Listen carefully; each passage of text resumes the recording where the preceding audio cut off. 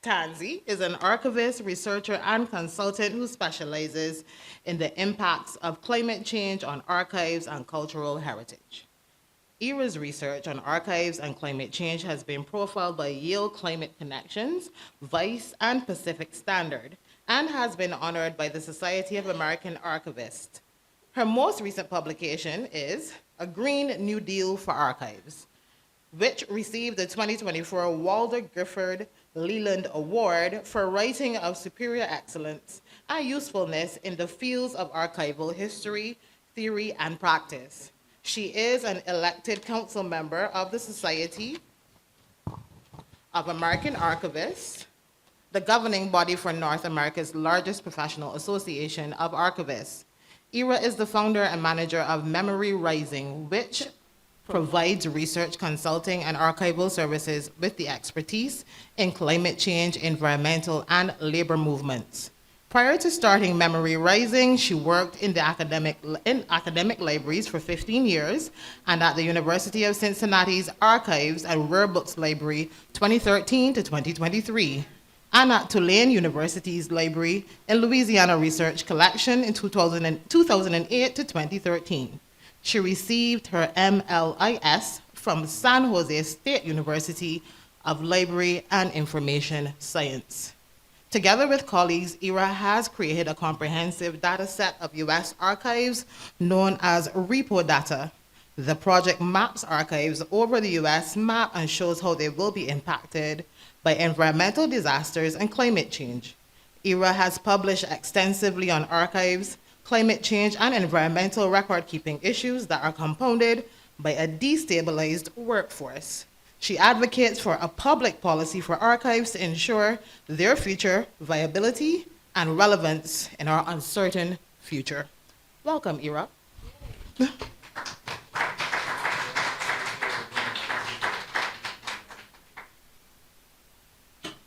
I'm really grateful to be here, and I'm also really grateful to have not been the first or second on the program, because I have actually an extra set of notes, just things that were so thought-provoking from our first two speakers, and so I'm going to try to do my best to weave them in, but I promised Amalia I was not going to make any additional slide changes. So thank you for having me. This is my first time in Barbados. I am thrilled and honored to be here. Thank you so much. Just the hospitality and the generosity. I have felt like I have been at home, like almost like a family reunion since I stepped off the plane, and I know that's just because of the hospitality of people like yourselves, and I just feel so welcome here. Thank you so much for the warm welcome.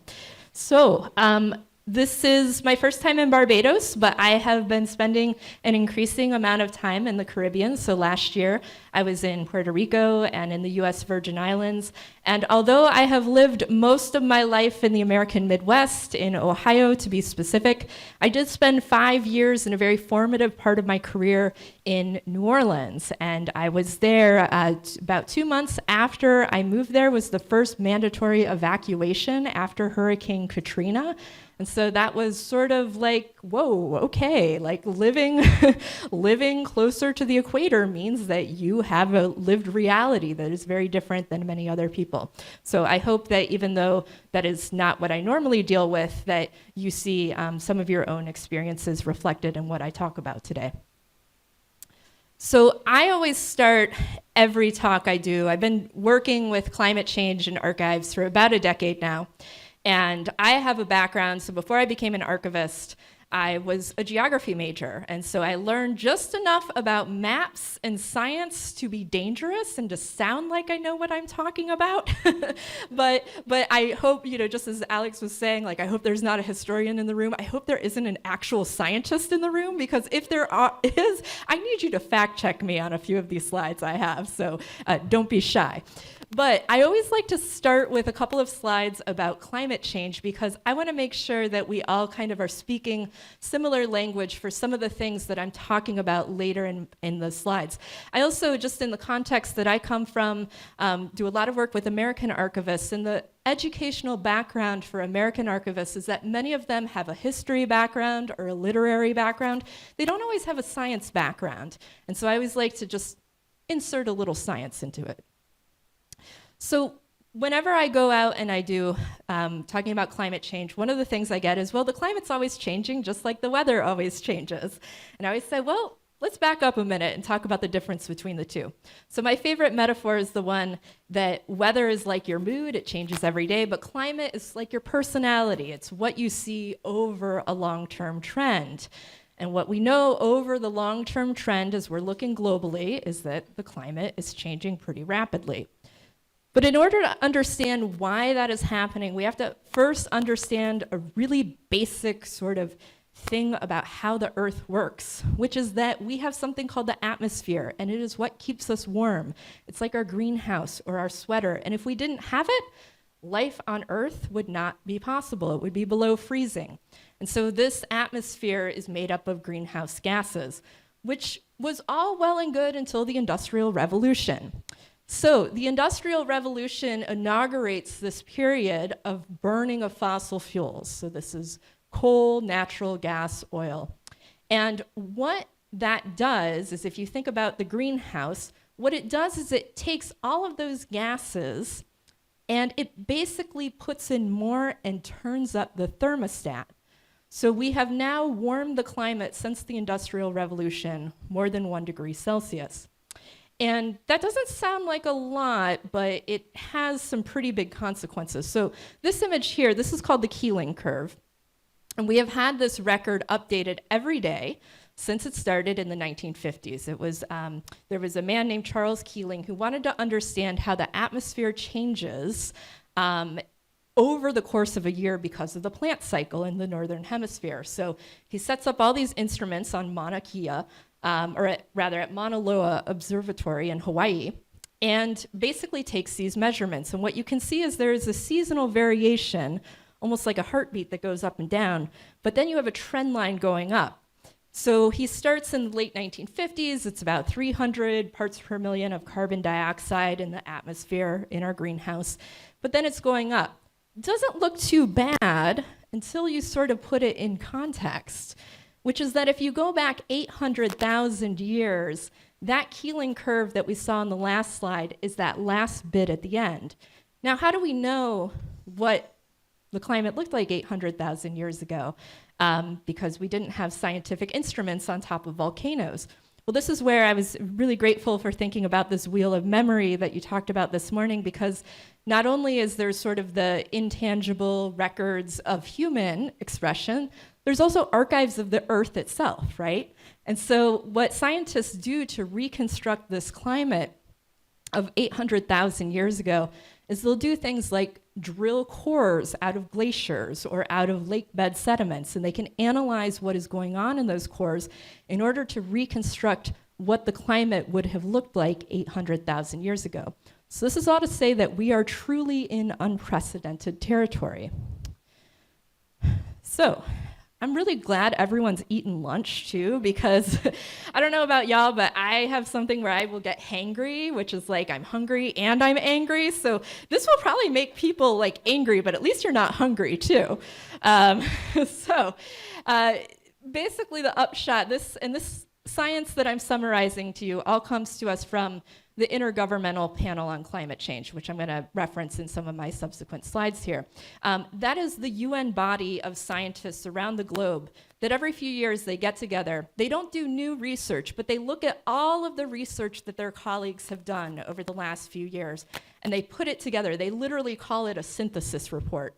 And that is sort of what, in theory, in a functional political climate, which I can tell you does not exist in the United States at all, but in a functional political climate, at least in the international arena, theoretically, the politicians and the policymakers that go to things like these climate summits are supposed to be looking at the science that is put together by the Intergovernmental Panel on Climate Change and then making decisions accordingly.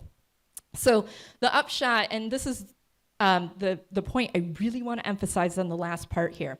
Every effort we take to address climate change within the next decade is going to have exponential impacts in the future. And I have a slide that illustrates this really well. And I also want to be really clear, again, talking about positionality here. When I say we, obviously that means the global community. But to me, there are aspects of colonialism that have never left, and we see it in climate change. We see it in the way that countries like the United States just emit fossil fuel emissions without regard for human life, both in the United States but also elsewhere. And they're also not taking responsibility for the impacts this is going to have, particularly in small island nations. And so when I say we, I am also really implicating my own country more than anyone else for, frankly, the failures to deal with this existential crisis. So when we're talking in the climate policy space, we often hear two different things. We hear about mitigation and adaptation. So when I flew in, I immediately saw wonderful examples of mitigation, which is that it felt like almost every third house that my taxi driver drove by had solar panels on top of it. Wonderful, love to see that. We don't have nearly quite that density of solar panels where I live in the United States, so y'all are doing it and we need to learn from you. So that is an example of mitigation, which is basically when you are doing things to reduce that amount of greenhouse gas emissions going into the atmosphere. But adaptation is sort of a corollary to that, which is what are we doing to prepare for the climate change impacts that are already here and are anticipated in the future. So that might look like elevating buildings. It might look like some other very hard conversations around what do we do to protect the collections and the people that are being impacted by climate change. And I will just say, I would love to learn more about this during Q&A. My understanding is that Barbados has done some really incredible things with advocating for climate adaptation in an international context as well. So if anyone in the room has knowledge of that, would love to hear about it. So in the Caribbean, we know that the climate risks that are faced globally are going to be experienced here with more severity and more frequency. And one of the things that is really interesting, sort of reflecting on some of the conversations this morning about data, one of the things that was really interesting as I was digging into some of the research about this is that the sort of lack of observational data in some of the small island nations means that we can say generally these are what some of the risks are, but trying to really quantify it and trying to say specifically where is it going to be, that's sort of a bit of a lack or a gap that we have right now. And so that points to, I think, the international community needing to recognize not only are these climate change impacts going to be experienced more severely in small island states, but also if we don't have some of that scientific data about the geology or about sort of where people are living, then there's also sort of that extra layer of vulnerability where we don't always know exactly where and how things might play out. So I'll talk briefly about some of the biggest risks here. Of course, hurricanes. Hurricanes are the number one cause of most of the natural disaster-related damage in the Caribbean. And what scientists are finding, so just to be clear here, even if the Industrial Revolution had not happened, hurricanes would still be here, right? But what climate scientists are telling us is that because that thermostat has been turned up, with the atmosphere, what it's doing is it's effectively loading the dice of hurricanes. So it's making hurricanes potentially more severe, potentially more frequent, potentially the season of hurricanes is also expanding. So in 2024, we had the earliest recorded Category 5 hurricane. And recorded is important here, right? Because so much of what we know about hurricanes now is because we have satellite imagery. right? And so we know a lot more about how and when and where hurricanes form in ways that we didn't always in the past. So, we know that one of the other things happening is that we are getting multiple tropical cyclone formation at once, which is when you have multiple cyclones forming in a basin. Now, obviously, not all of those make landfall, but the more hurricanes you have in the basin, the more potential risk you have for landfall. Here's the slide where I wanted to talk about how everything we do now has exponential effects in the future. So this data comes to us from the World Bank. An SSP, because we don't have, if I did have a magical ball, I would probably do something much more lucrative than being an archivist, but I don't. And so we don't have, we can't necessarily read the future, but what we can do is we can game out different scenarios. So these are in the climate policy space called shared socioeconomic pathways. Sometimes you see them referred to as another acronym. And this is basically the idea of if, again, the international context, the international community, if everyone puts solar panels on everything, if we all get electric buses, if we decarbonize as quickly as possible, then the amount of sea level rise you could expect in a particular area is going to be more than what we have today, but also slow enough and manageable enough that adaptation is probably going to be a much easier task. Whereas if we do what one of my students once called the drill baby drill scenario, where everything that is left is burned, then we get into much weirder, questionable what could happen next. And so you can see that purple cone up here on the right means, well, it could be any one of these scenarios. And you notice that right around 2050 is when things start to the paths diverge, right? And so that's why sort of everything we are doing now, we may not see the payoff until later, but it matters. And what scientists are very clear about saying is that every hundredth of a degree of warming we can prevent will literally save millions of lives. So sometimes when I'm back home in the United States, people are nihilists back home. I don't like it. And so you get people who just throw up their hands and say, well, we can't do anything and it's worthless to do anything. And I say, no, that is not acceptable, because we can see that everything we do now will pay off in the future, and we can't give up on the future. So thinking about what adaptation looks like, there's lots of different things that are happening around the world. So these are examples. Again, this comes to us from the Intergovernmental Panel on Climate Change. But if the seas are rising, there's different ways to respond to it. There's no response, there's building seawalls, there's sort of going inland. And I think the most interesting is the one down here on the bottom. And congratulations, Barbados. Barbados is already doing some of this, which is an ecosystem-based measure.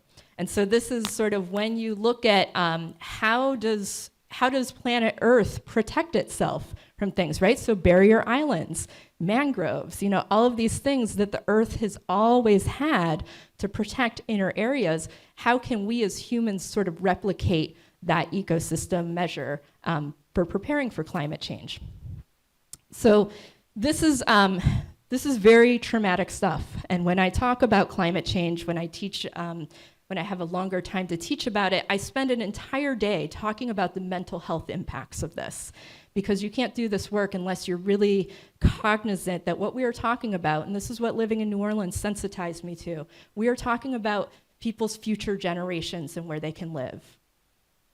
And that is a very, very heavy topic to hold. So I want to be cognizant of that, and I don't want to just speed past it, which is that because of what is happening now, there are nearly 1 billion people in the world who might have to move. And that is a very heavy, heavy thing for us to think about. Because archivists think about the future, this is, I think, where we start to come in. So when I first started in this work about 10 years ago, it was like science was here and culture was here, and they did not meet. And I could look at, climate change reports, and there was nothing about culture, which is madness. And so now that's starting to change. And now you are seeing, just as in the American archives profession, we have a greater knowledge of indigenous knowledge and what that means and how that needs to, as your talk this morning, shift our very Eurocentric way of thinking about archives. That's starting to happen in science too, where people are saying there are cultures, particularly indigenous cultures, that understand these seasonal cycles. They understand these ecosystem-based adaptations. So rather than acting like Western science has all of the answers, how do we integrate cultural knowledge and indigenous knowledge? And so you are starting to see this in the highest levels of climate change policy. So let's talk about the risks to archives. Okay, so this is where I wanted, if I had changed my presentation, I would have said archives include the institutions that care for records of enduring value, not ours. So thank you very much for helping me rephrase that in my head. So I wanted to give a shout out to that. So for this talk, I'm mainly talking about repositories, so sort of physical sites that care for cultural knowledge and documentary heritage. And just like there are short-term and long-term risks with climate change across our communities, so it is for our archives. By the way, this is like what we have to do now all the time in the United States. This was during the first Trump administration. That's me and my friend Stephanie Bennett. There was a climate change march in front of the Capitol. I made this banner. I still have it. It's just like we have to protest all the time, and I'm kind of tired of it. But we're doing what we can, I promise.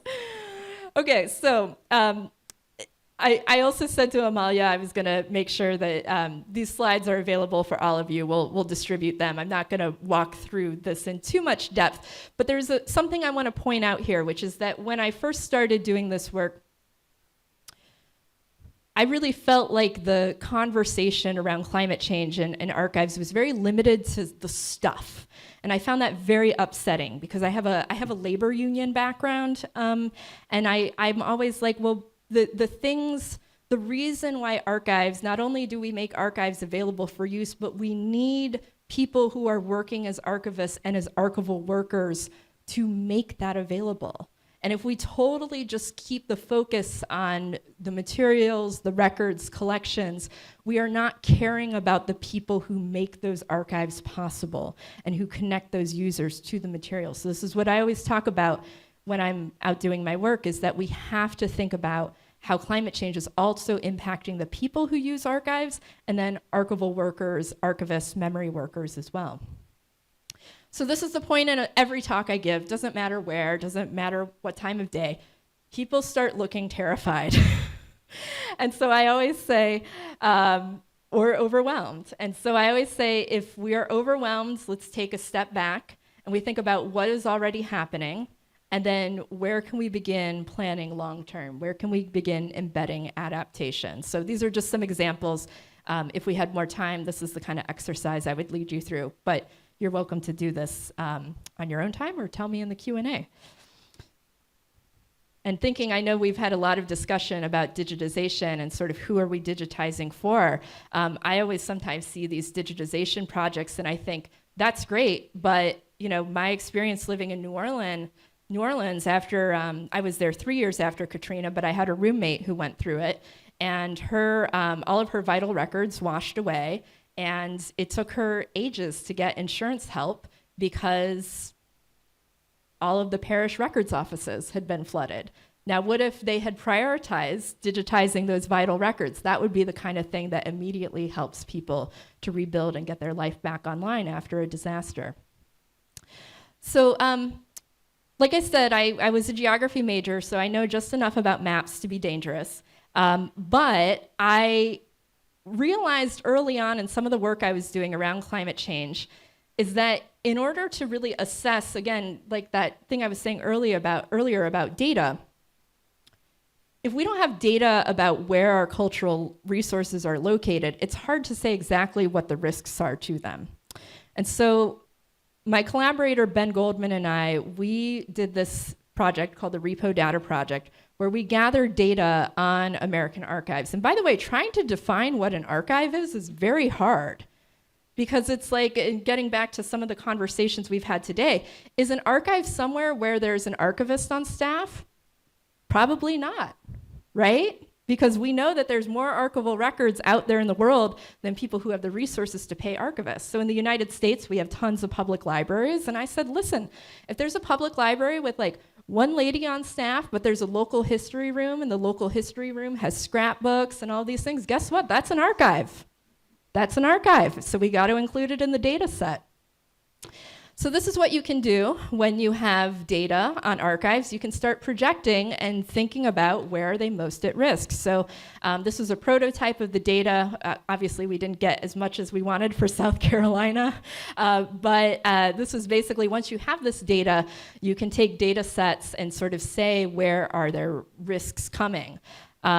This is an animation for sea level rise in South Carolina. This is showing up to 6 feet of sea level rise, and you can see that this becomes an existential issue in many parts of the world. So let's talk about some of the unique risks to island archives, and this is something that I really became much more sensitized to last year. I had the great fortune of working on this wonderful project with the Council of State Archivists, which represents state and territorial archivists in the United States. And I worked on it with my friend Helen Wong Smith, who's this incredible archivist from Hawaii. And I have been thinking about her all day because I come from a culture where if you're 5 minutes early to something, you're late. And Helen would always tell me, Eira, you're on island time. You're on island time. And so I'm learning to become more relaxed because of Helen. She's just like, I know you're from the American Midwest where people are just anxious about time, but she said, you just gotta learn to relax. So one of the things that we did was when we did our project, we went to all of the US territories, including the 5 you see here, and these are all islands, right? These are all islands. And so one of the things that was very interesting to me, oh, by the way, this is just this kind of gratuitous slide about how much flying we had to do. I will say, as a person who deals with climate change, I feel really bad about how much flying I do. So when I say I'm looking for travel tips, that is also me saying I want to make the most of the time that I have in any given place that I go. So this is how much flying we did. It was almost 40,000 miles last year. Even though the Caribbean and the Pacific are separated by the North American and South American landmass, they face many, many similar disaster risks. So here we have some of the recent disasters in the Caribbean, but we also have it for the Pacific. And something I really want to pull out from this, that, you know, obviously there's the flooding and the power outages, which I think is why I really appreciated Alex talking about how do you still do this work without electricity, because that is such an issue in many of these small islands. But also the communications infrastructure, I think we cannot, is really fragile in some places in the world. So in the Northern Mariana Islands, they repeatedly have been without communications infrastructure because there's one undersea cable there, and so if it gets cut, they're literally cut off from communications with the rest of the world. Now what, I don't know, Elon Musk says he's gonna solve this problem. I'm not banking on that, y'all. So I don't trust that man either. But anyways, this is all to say that even though there are specific sort of climate risks in the Caribbean, there are also risks that we see in other islands elsewhere in the world. So when we were in the Virgin Islands in Puerto Rico, we had the opportunity to meet with and understand how disaster management intersects with archives. We had a meeting with VITEMA. I know that there's a similar Caribbean emergency management agency. But I really want to pull out, some of you may be familiar with ACE-PR, an incredible organization that was formed in the wake of Hurricane Maria in 2017. Archivists in Puerto Rico basically effectively went door to door with paper and clipboards assessing the damage risks to all of these archives. And out of that formed ACE-PR, where they get together several times a year, do Spanish language emergency management training. And that is something where we see in the archives world, a lot of times these disaster things sort of come up in the wake of disasters, but what can we do to sort of get them in place before a disaster happens? So some other island-specific archives risks, just the legacies of colonialism and the dispersion of archives is just, I can't wait for what you're going to say in the Q&A. It's a huge head nod over here. Some of the places that we went, particularly the Virgin Islands, a lot of those archives are over in the Danish National Archives. And again, speaking of, how do things get digitized and where and when and will they ever be returned? That's a big open question. The other thing too that I really became sensitized to is because so many of these places that we visited have massive diaspora populations, particularly on the mainland United States. The mainland US requires you to have like a birth certificate for everything at this point, even for voting. And so if if you're trying to get your birth records from back, in a place like American Samoa, that is not always an easy lift. Political autonomy, particularly in the US, where these places do not have full representation, is a huge issue. But then the other thing too is the geographic component. Because of some of the isolation, just sort of having that sort of ability to recruit archivists, but also to retain them, because in many of these places it is so expensive to live, and no one ever got rich being an archivist. Like I said, I'm still trying to figure it out, but I haven't cracked the code. and so in Puerto Rico especially, there is such a brain drain of young Puerto Rican cultural workers after Hurricane Maria that is still an issue. And then finally, something I want to say about infrastructure is that many of the archives' sort of building standards and how you care for collections literally come from a literal climate that is not a tropical climate. And so you have some of these issues where buildings are constructed according to standards that might make sense in New York State, but not necessarily a tropical climate. So I just want to give a shout out. When I was doing my research and trying to sort of get a sense of some of the climate change specific issues in Barbados, these 3 organizations were incredibly helpful for my research. So I just want to, if anyone's here from any of these, shout out, thank you for your work. And then what I'm going to do, sort of if there's like stunned silence with the Q&A, here are some discussion prompts for us. And then also I'm like, I promise I do sleep, but not as much as I should. So if you email me, chances are really good you're gonna get a very quick reply, unless I am out having fun in Barbados for the next few days. So wait to email me until Tuesday. But I'd love to talk more with you. And I don't know how we're doing on time, but if we're good, we can have some Q&A? Yes, okay, yes, I'm so excited. All right, thank you all. Oops, no, back. Okay. I was gonna say, if there's someone, if people are still thinking, there was one thing I wanted to say about AI, if I can. So, okay, even though I fully believe that the US is a colonial force that is still doing colonization, there are also inside the United States what I call, and many other people call, extractive zones. And I live near one of those places, and it's one of those places where all of these data centers are being built. And these data centers, so these are the data centers that are making AI possible. And they consume unbelievable amounts of water. And no one is talking about, well, how do we make sure we still have enough water for all of the people who live in these places? And so there's an interesting sort of political movement starting to form in some parts of the United States where people are pushing back against data centers. And where I live in Ohio has the 5th highest number of data centers in all the 50 states. And we are that is huge. So it's just, I think we sort of see the ways in which it is basically extractive for everyone, unless you are Elon Musk or his 20 weird friends.